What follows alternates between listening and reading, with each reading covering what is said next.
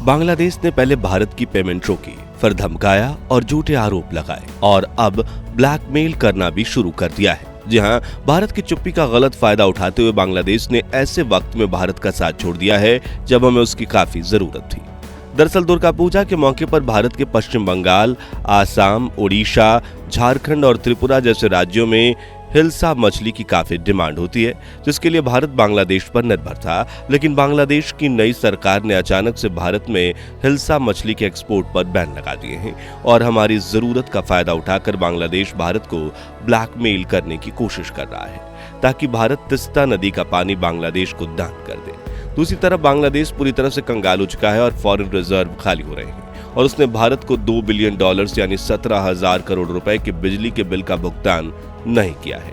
हालांकि पहले दंगे और फिर आई बाढ़ की वजह से पीड़ित बांग्लादेश को भारत का लंबे समय से छूट दे रहा था, लेकिन अब उसने धोखा देते हुए भारत के सबसे बड़े दुश्मन चीन से हाथ मिला लिया है, ये जानते हुए भी कि चीन बांग्लादेश के दुश्मन पाकिस्तान का साथ कभी नहीं छोड़ेगा। वहीं पाकिस्तान, श्रीलंका और बांग्लादेश जैसे देशों की सरकार गिराने वाला अमेरिका डिप्लोमेट डोनाल्ड लू भी भारत और बांग्लादेश के दौरे पर आ रहा है और ये संकेत भारत के लिए बिल्कुल भी अच्छे नहीं हैं। तो पूरी डेवलपमेंट क्या है चलिए जानते हैं, लेकिन उससे पहले प्लीज आप हमारे इस वीडियो को लाइक करने के साथ चैनल को सब्सक्राइब कर दीजिए। ये आप बिल्कुल फ्री में करते हैं, लेकिन इससे हमारी काफी मदद होती है।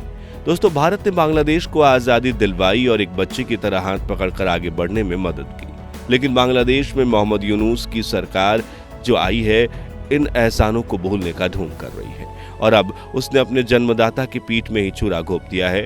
जी हाँ, सितंबर-अक्टूबर महीने में भारतवर्ष में दुर्गा पूजा का पर्व मनाया जाता है।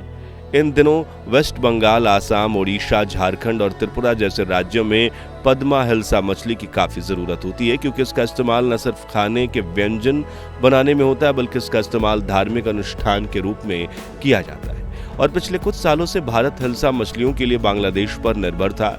यहाँ तक कि सिर्फ पिछले साल दुर्गा पूजा के आसपास 40 दिनों में भारतवर्ष ने बांग्लादेश से 4,000 टन हिल्सा मछलियों को इंपोर्ट भी किया था, जिससे न सिर्फ भारत की जरूरत पूरी हुई बल्कि बांग्लादेश के लाखों मछुआरों को रोजी रोटी भी मिली थी। और साल 2018 से हर साल काफी बड़ी मात्रा में इन मछलियों का इंपोर्ट किया जा रहा है।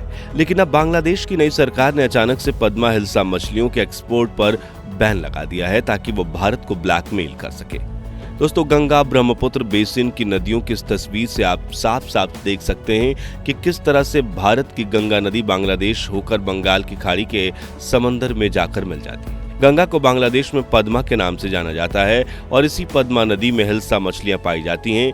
दरअसल ये मछलियां नदी के बहाव की उल्टी दिशा में तैरते हुए बंगाल की खाड़ी से बांग्लादेश में प्रवेश करती हैं।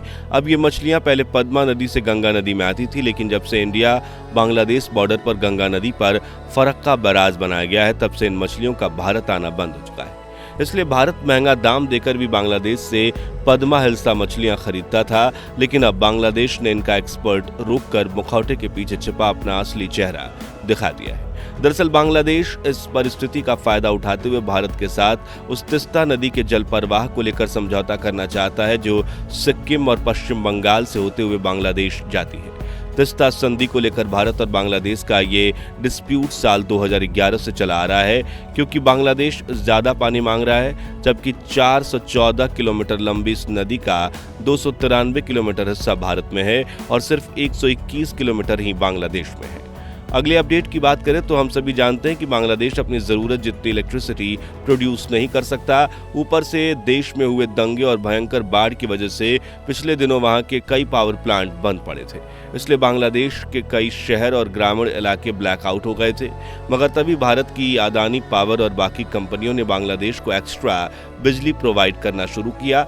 लेकिन अब खबर आ रही है कि बांग्लादेश इतना कंगाल हो चुका है कि वो इन कंपनियों का कर्जा नहीं चुका रहा है। अब खबरें आ रही हैं कि अडानी पावर की $800 मिलियन की पेमेंट अटकी हुई है। इसके अलावा एनटीपीसी, सेल और तमाम देश की पावर कंपनियां हैं जो उस पार्टिकुलर ग्रिड के माध्यम से बांग्लादेश को इलेक्ट्रिसिटी एक्सपोर्ट कर रही थीं, उनका अभी बकाया पैसा करीब $1 बिलियन के आसपास है।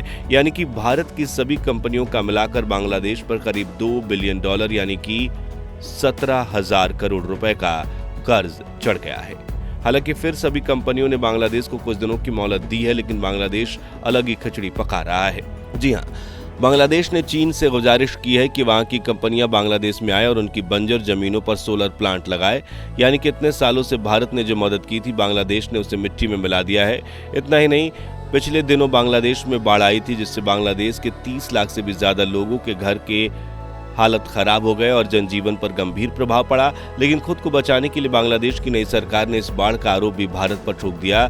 उनका कहना है कि भारत ने त्रिपुरा डैम से जो पानी छोड़ा, उसकी वजह से बाढ़ आई है। लेकिन भारत ने पूरे सबूतों के साथ बांग्लादेश के इस दावे को खारिज कर दिया। दोस्तों, इस मौके का फायदा उठाते हुए चीन बांग्लादेश के करीब आने की कोशिश कर रहा है। जहां बांग्लादेश में रहने वाली चीनी लोगों को कंपनीज ने फ्लड रिलीफ के लिए सरकार को 4 मिलियन टका यानी कि 40 लाख बांग्लादेशी रुपए कैश दिए हैं और 9 मिलियन टका कीमत के सप्लाईज दिए हैं। अब यहाँ आप कह सकते हैं कि ये तो अच्छी बात है, लेकिन आपको बता दें कि चीन अपने फायदे के अलावा कुछ नहीं सोचता और चीन पहले से ही इस तरह पाकिस्तान, श्रीलंका, मालदीव जैसे गरीब देशों की मदद करके उन्हें अपने डेब्ट ट्रैप में फंसा चुका है।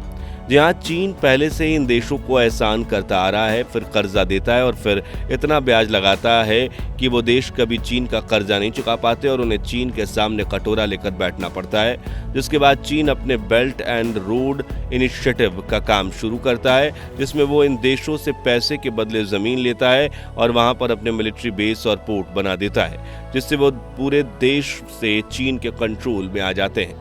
और भारत के करीबी देशों को इस तरह कर्जे में फंसाकर ही चीन ने अपने बेल्ट एंड रोड इनिशिएटिव के तहत भारत को चारों तरफ से घेर लिया है।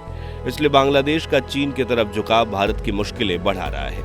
आखिरी अपडेट की बात करें तो अमेरिका के डिप्लोमेट डोनाल्ड लू भारत और बांग्लादेश के दौरे पर आ रहे हैं और ये भारत के लिए चिंताजनक बात क्यों है, इसे एक लाइन में समझाएं तो यह इंसान सबसे बड़ा पनौती और सबसे बड़ा ज्यादा शातिर डिप्लोमेट है और इसने पहले भी कई देशों की सरकार गिराने में काफी अहम भूमिका निभाई है। जैसे कि अप्रैल 2022 में जब इमरान खान को पाकिस्तान के प्राइम मिनिस्टर की कुर्सी से उतार फेंका गया था और एक टेम्पररी सरकार बनी थी, उस पूरे वाकये में डोनाल्ड लू का सबसे बड़ा हाथ था। जिसके बाद जुलाई 2022 में श्रीलंका के प्रोटेस्ट हुए और आगे चलकर वहां की भी सरकार गिर गई और कई पॉलिटिकल रिफॉर्म्स हुए, उसमें भी डोनाल्ड लू का काफी बड़ा हाथ था। इसके अलावा हाल ही में बांग्लादेश में शेख हसीना की अवामी लीग पार्टी की सरकार गिराने में भी इन जनाब की इन्वॉल्वमेंट बताई जा रही है। ऐसे में यूएस डिप्लोमेट डोनाल्ड लू जब बांग्लादेश के दौरे के बहाने भारत भी आ रहे हैं और यहाँ की राजनीति में दखल देने की कोशिश कर रहे हैं, तो भारत सरकार के लिए चिंताएं बढ़ना लाजमी है। वहीं कुछ समय पहले एक खबर ये भी आई थी कि राहुल गांधी चुपके से अमेरिका के व्हाइट हाउस पहुंचे थे और उन्होंने डोनाल्ड लू के साथ सीक्रेट मीटिंग की थी, जिसके तुरंत बाद डोनाल्ड लू ने मीडिया के सामने जम्मू कश्मीर के मुद्दे पर चिंता जताई थी।